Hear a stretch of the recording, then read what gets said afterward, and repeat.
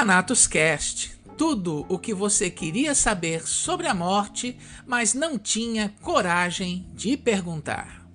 Estamos percebendo menos o outro e isso está ocasionando essa falta de sentido, essa solidão, que eu acredito que seja mais coletiva.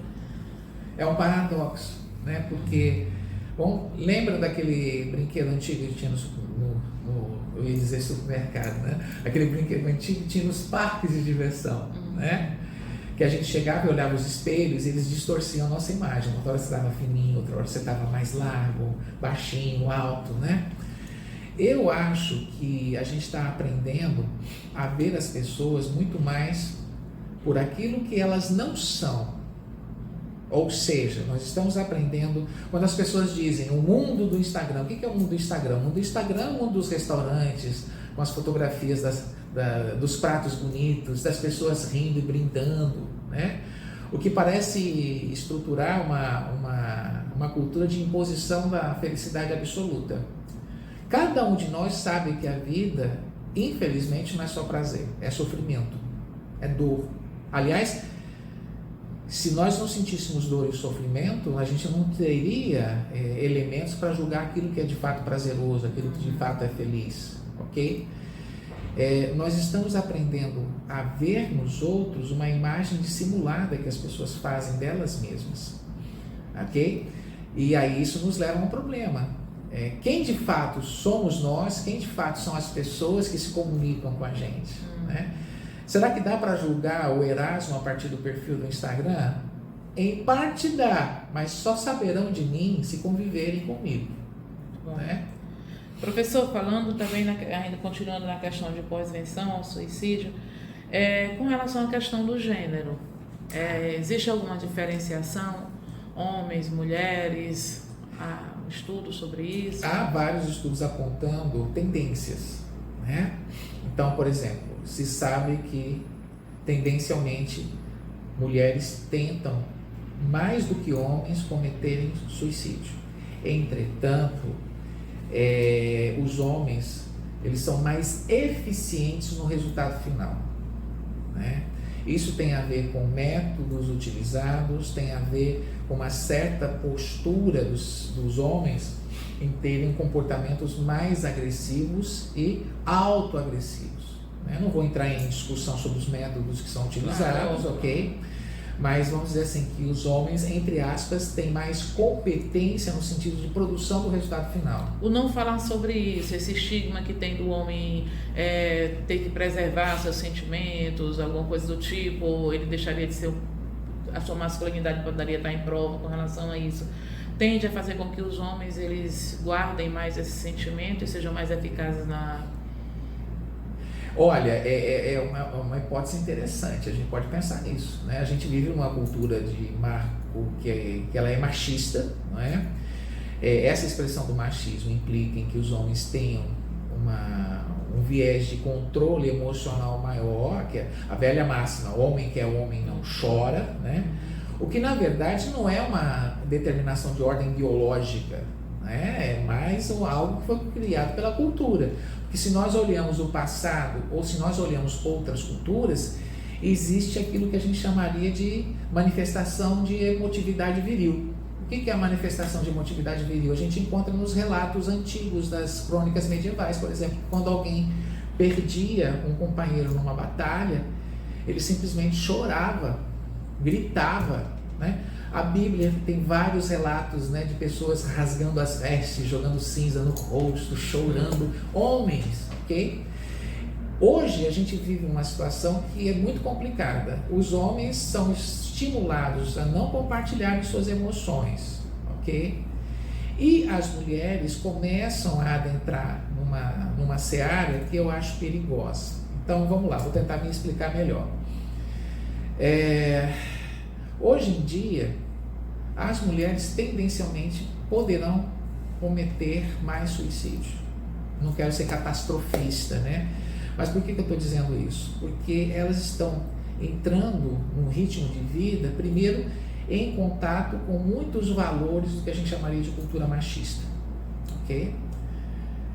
Esse é um aspecto. Outro aspecto, as rotinas de trabalho muito mais estafantes, que levam a um aumento do nível de estresse significativo. Então, aquela velha história, as mulheres não têm uma única jornada de trabalho, elas costumam ter 2, em algumas situações até 3. Descansam menos e começam, de uma certa forma, a assimilar maus hábitos dos homens. Por exemplo, fumar mais, beber mais. Se você junta tudo isso, as primeiras consequências: aumento de doenças crônico-degenerativas, a incidência de doenças coronarianas, né? Antigamente era mais raro uma mulher ter ataque cardíaco, hoje está se tornando relativamente comum, né? A expectativa de que isso aconteça. E, portanto, se há uma relação íntima entre níveis de estresse e possibilidade de suicídio, que já foi demonstrado pelas pesquisas, é previsível que cada vez mais, se nada for feito em termos de prevenção, né, as mulheres possam cometer suicídio. E, assimilando a cultura machista, buscar métodos mais violentos para assim fazer. Muito bom.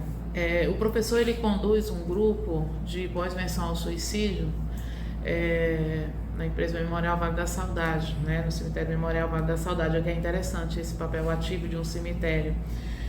Quais são os sentimentos predominantes dentro desse grupo com relação à questão, os sentimentos que mais predominam, as palavras que são mais faladas, o que é mais exaurido pelas pessoas que perderam entes familiares, pessoas amadas, para o suicídio? Vamos lá. Existe uma expressão em psicologia do luto que é uma metáfora que diz o seguinte, que todos nós temos impressões digitais, embora todas as nossas impressões digitais sejam diferentes, né?